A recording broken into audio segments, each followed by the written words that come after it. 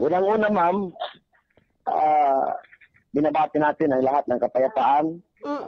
Mapayapa po ang ating araw. Tayo po'y binayayaan ng lakas at ng pangangatawan. Unang-una, ang vlogger na iyan, si Chris O'Brien, ay malaki pong kanyang nalabag sa panuntunan ng Islam. Ginamit niya po ang term na halal at dito niya po ginawa sa Coronadal City.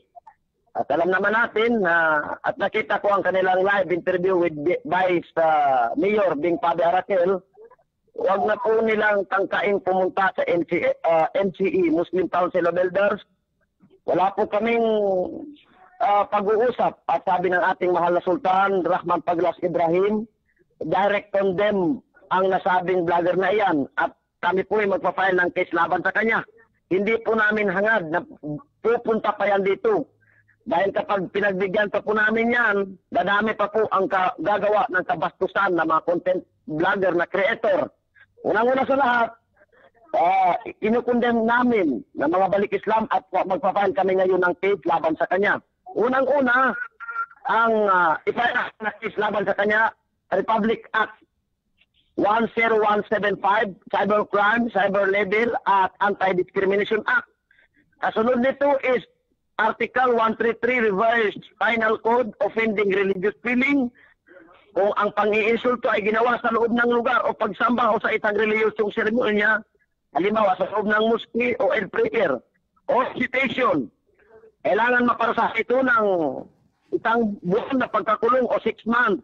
Pangalawa, Article 355 RTC, label kung isinulat o physical o online. Kaya online po siyang gumamit ng ganun at iniinsulto na at nasa akin ang video na mayroon bang baboy na halal. Nagtanong siya sa isang nagbibinta. Pangatlo, sa ipapal namin na kaso Article 358 RTC oral deformation slander. Okay, at insulto ito sa pagsasalita laban sa mga Muslim at sa relihiyong Islam. At yun po yung ipapal namin sa kanya na kaso mamaya. 4 po na kaso ang ipapal namin sa kanya. At wala pong kapatawaran ang kanyang ginawa. Patawarin man ng iba, subalit sa akin as a President of Balik Islam in the South Cotabato, inuna na po namin nung nagpunta si Inday Tilapia sa opisina, wala na pong lalabag sa panuntunan ng Islam. At wala na pong pag-uusap sa opisina. Magpa-file po kami ng case at kailangan makulong ang taong iyan na nagbabastos sa pananampalatayang Islam. Tandaan niya po yan at wala pong pagtatanggap na pupunta sa opisina ngayong araw dahil magpapile po kami ng case laban sa kanya. Okay. So, saan nyo po? Dito din sa RTC, isasampa yung kaso? Yes po, ma'am. Diyan po. Okay. Parang ginagawa na lamang ngayon nila na content, no? At hindi na sila natatakot kasi yun sabi po ninyo ay pinapatawa ninyo. So ito ngayon ang leksyon na nais ninyo at mensahe na nais ninyo na iparating sa lahat ng mga vloggers at kung sino man na mambabastos po sa ating mga paniniwala, lalong-lalo na po sa inyo. Assalamualaikum warahmatullahi wabarakatuh. Kapayapaan sa lahat ng hindi Muslim. Binabati namin kayo.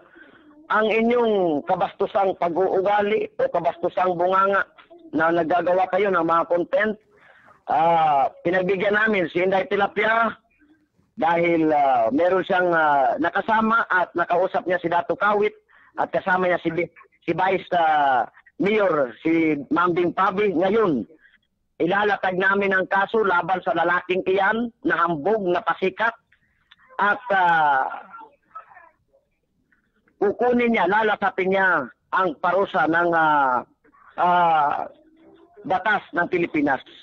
At wala pong kapatawaran sa aming mga kamusliman ang ginawa niya. Patatawarin na siya ng NCNF Davao, subalit kami dito sa nilabag niya dito sa South Cotabato ay paparusahan po namin siya sa batas ng gobyerno ng Pilipinas. As long as gusto pang mga content creator na bastusin o labagin ang pananampalatayang Islam, hanggat nabubuhay pa ako, magpa-file ako ng kaso laban sa inyo. Tandaan nyo yan, at sa lahat ng gustong yulakan ang pananampalataya, ang culture ng mga kamusliman, ang pananampalatayang Islam, maging ang indigenous people in the Philippines, handa po kaming filean kayo ng kaso. At 2 kaso po ang ipapile ko ngayon. Ang nagsabi na mga bidaan, isang babae dyan at yung lalaking vlogger na yan. Kaya mamaya, ipapile ko ang kaso laban sa kanila at upang mapanagutan nila ang kanilang kabastusan. Okay. So, sa pangyayari pong ito, no, isang tawag natin dito, no, warning na para sa lahat na kayo ay hindi na madadala sa paghingi ng paumanhin, kundi idadaan nyo na po sa pagsasampa ng kaso. Yes po ma'am, yes po. Ganun po. At hindi na po pwedeng ulitin man ng iba. Basta hindi lang dito sa South Cotabato, tutulong pa rin kami basta sa Region 12 nasasakop ang pagbabatos na pananampalatayang Islam. Maging ang aming mga kapatid na mga IP, indigenous people in the Philippines. Meron tayong tinatawag na Customary Law, the Republic Act 8371, the 4 bundle of indigenous rights. Okay. So, yon ang inyong concern sa ngayon. So, bilang organisasyon o grupo ng Balik Islam sa South Cotabato, no, kayo po lahat ang sumusuporta dito sa isasampa po ninyong kaso. Yes po ma'am. At mula sa opisina ng MCA, sa opisina ng ating mahal na Dato Sultan Rahman Paglas Ibrahim, kanya pong payo sa akin kahapon, hindi na po pwedeng dalhin sa opisina ang ganyan na tao. Direct na po condemn ang tao na iyan. At sa lahat ng gusto pang mambastos, direct po kayo na condemn sa amin at hindi, wala na pong pag-uusap. Yun na lang po. Direct po gafailan na po namin ang kaso. Okay. At least klaro po, ano? Para hindi na pamarisan, no? At hindi na gawin ng sino mang mga nagpapakilalang vlogger, no? Na lumalaki na ang ulo at gumagawa ng kahit anong content na lamang dahil sa social media. Dagdag ko na rin po, sa darating na Biyernes o bukas ay idineklara po na holiday dito, no? Nagpalabas si Governor Tamayo ng executive order ba, no? Yes, no, na nagdedeklara na bukas ay holiday because walang pasok. Ano ang importansya po ng araw bukas? Brother Muhammad, ano yung importance po ng bukas na araw, Setyembre 5? Ito po tinatawag nilang Maulidun Nabi. At ang Propeta Muhammad sallallahu alaihi wasallam, kung mayroon mang birthday ang mahal na Propeta Muhammad sallallahu alaihi wasallam o kung giselebrate ng mahal na Propeta Muhammad sallallahu alaihi wasallam ang kanyang kaarawan, dapat siya yung unang gumawa. At kung hindi man ginawa ng Propeta Muhammad sallallahu alaihi wasallam, ginawa ng kanyang mga disciple o tagasunod, ang mga sahaba. Subalit sinabi ng Propeta Muhammad sallallahu alaihi wasallam, man amila amala laysa alayhi amruna fahuwa raddun. Sino man ang gumawa sa ng mga gawain na hindi namin ginawa, ika ng mahal na propeta, ay hindi kabilang sa amin.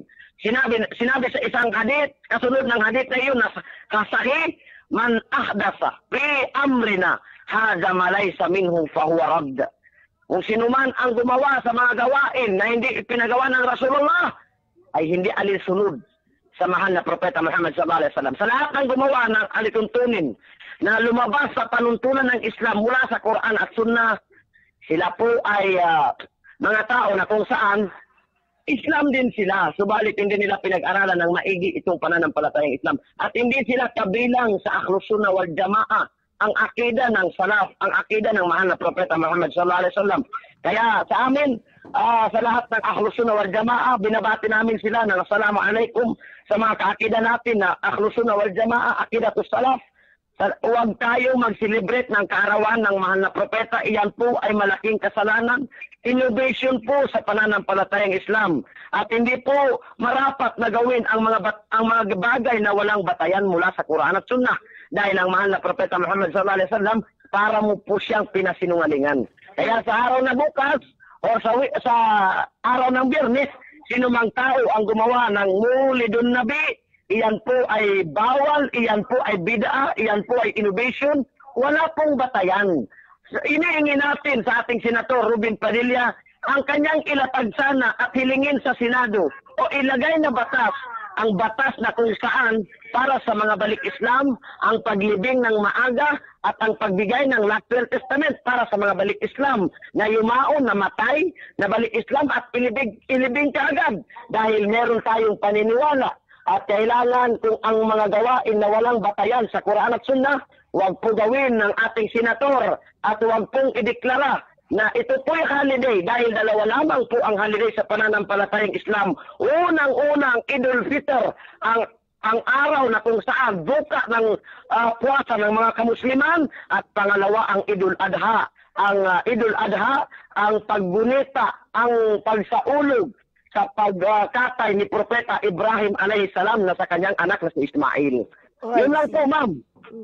Okay, so bukas o buwas ka adlaw, hindi gali siya, wala siya sa importante nga hilikoton po ang mga brothers and sisters po natin in Islam.